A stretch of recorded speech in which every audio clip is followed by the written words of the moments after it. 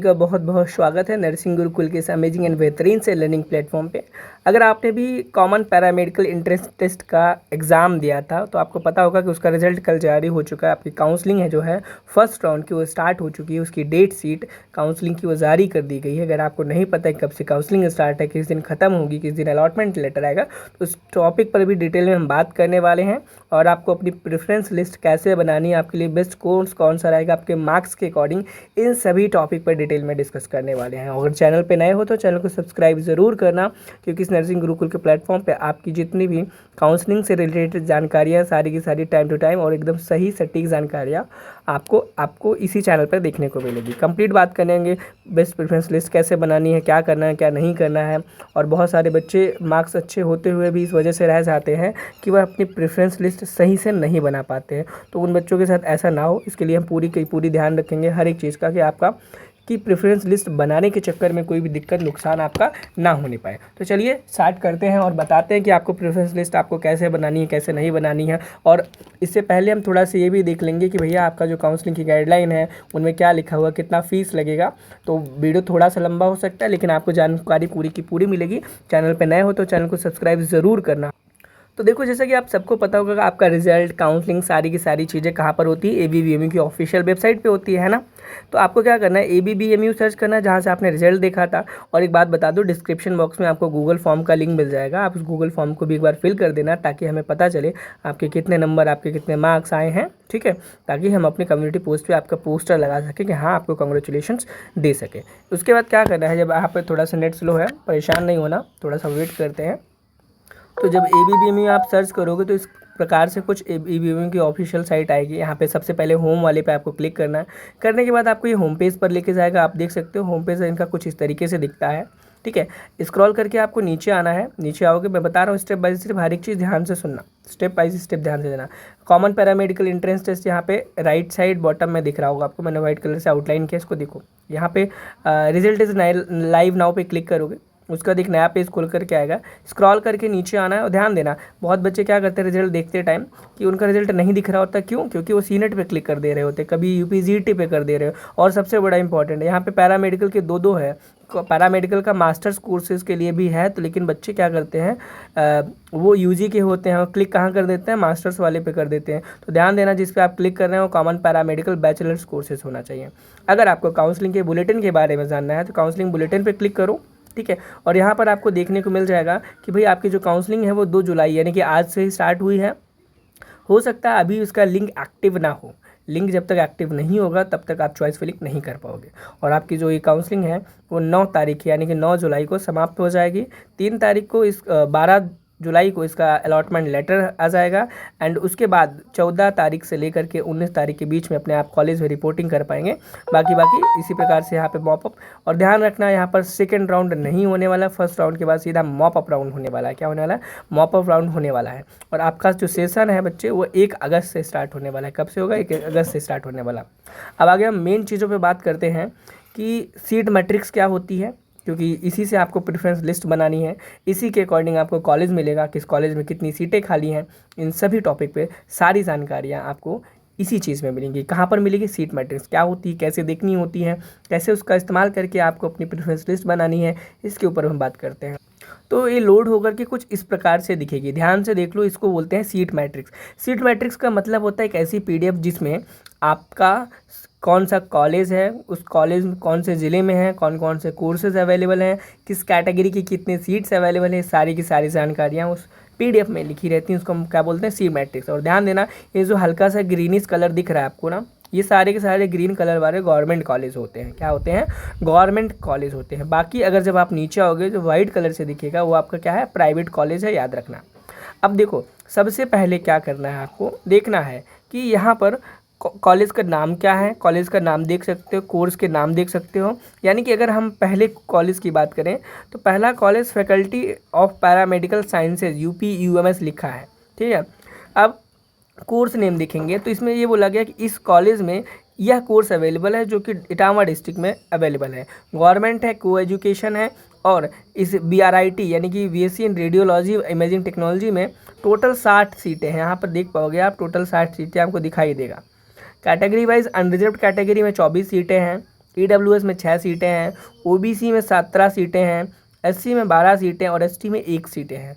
Total इस प्रकार से आप अपनी कैटेगरी टोटल सीटें देख पाओगे और यहाँ पर फ़ी स्ट्रक्चर देख पाओगे कि आपका टोटल कितना फ़ी लगने वाला है। यहाँ पर टोटल कोर्स फीस लिखा है 1 10 100,000 10,000 वाले 1,00,000 कितना 50,000 रुपये, ठीक है, 1,50,000 रुपये आपका टोटल फीस लगने वाला है।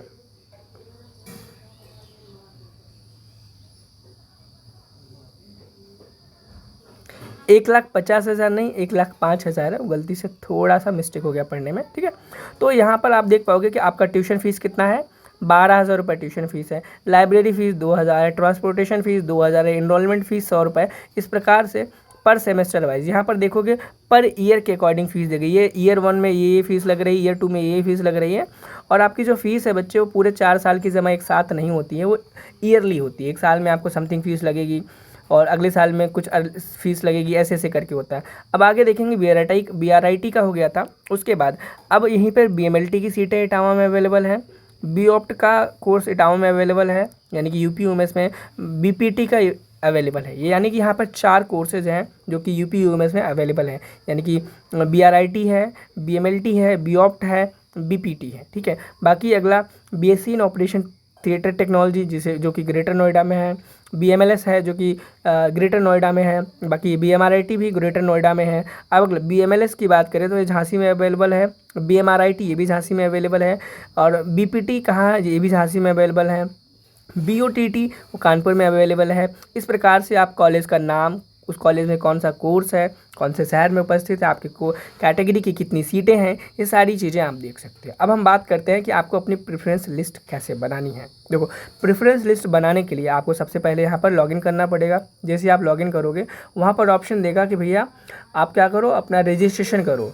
अब रजिस्ट्रेशन शुल्क आपको देना पड़ेगा लगभग 5500 रुपये के आसपास। सीनेट के एग्ज़ाम में आपसे टोटल 5500 लिए जा रहे थे, लेकिन हर एग्ज़ाम में अलग अलग लिया गया, जैसे GNM में अलग लिया गया, यहाँ पर भी कुछ अलग लिया जाएगा। तो मैं बताता हूँ कि आपका कितना चार्ज लगेगा, कैसे लगेगा।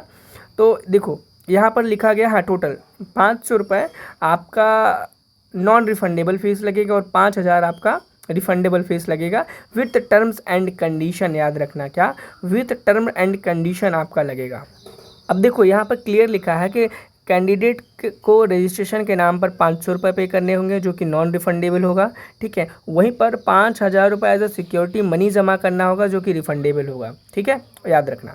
तो अगर आपको काउंसलिंग करानी है तो आपको यहाँ पर आकर के लॉगिन पे क्लिक करना है। जैसे आप लॉगिन करोगे, लॉगिन करने के बाद आपसे आपके कुछ डॉक्यूमेंट्स मांगेगा। आपका नाम, मदर्स नेम, आपके क्लास 10th 12th के मार्क्स ऑलरेडी वहाँ पर लिखे हुए आएंगे, लेकिन आपसे क्या कुछ डिटेल्स मांगेगा। आपका कैटेगरी सर्टिफिकेट मांगेगा और उसके बाद पूछेगा आप यूपी के रहने वाले हैं कि नहीं रहने वाले हैं। इस तरीके से आपसे चीज़ें पूछने वाला। अगर हम बात करें कि आपको प्रेफरेंस लिस्ट कैसे बनानी है, तो देखो बच्चों, प्रेफरेंस लिस्ट बनाने के लिए कुछ बातों का ध्यान रखना है। कौन कौन सी बातों का ध्यान रखना है, 1 बाय 1 करके हम इस पर भी बात करते हैं और एक बार आपको बताएंगे कि प्रेफरेंस लिस्ट आपको कैसे बनानी है। इस चीज़ को ध्यान से सुनना, ध्यान से देखना।